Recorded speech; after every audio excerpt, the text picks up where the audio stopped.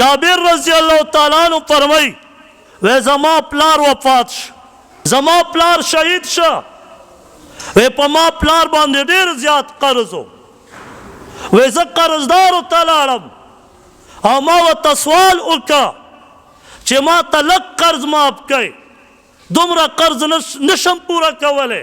زه زلمی هلک یم، خویندې راته پیغلې پاتې دي، ماشومان یې پاتې دي، ما ته یې معاف کړئ، زه به دا خپلې خوریانې څنګه لویم،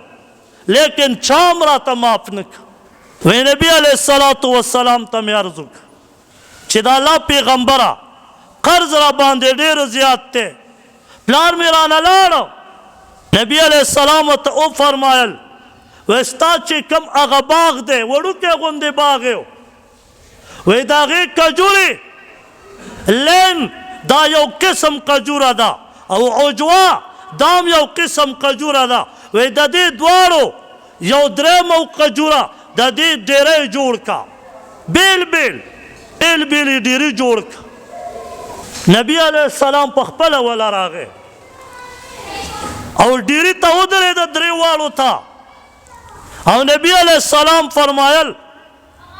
چې ای خلکو چې د چا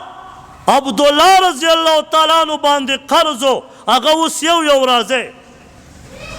جابر رضی الله تعالی عنہ فرمایي وی زما په پلار چې د چا څومره قرض و د هغه کجورو نه یې قرضونه ورکول تر دې پورې چې دا څومره خلقو قرض ټول ختم شه، او هغه کجورې ډېرې بیا هم داسې پراته وو